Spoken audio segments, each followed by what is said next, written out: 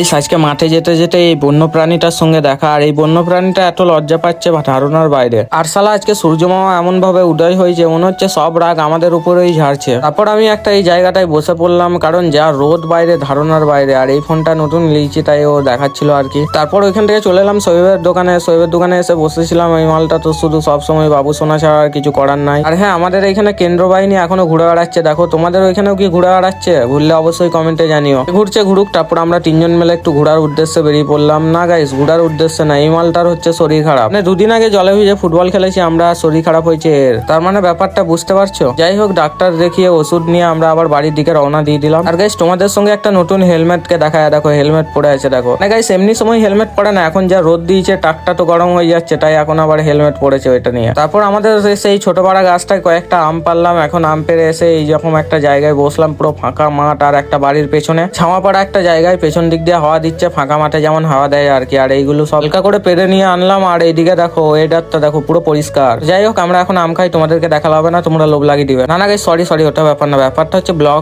Clip নিতে ভুলে গেছি। মা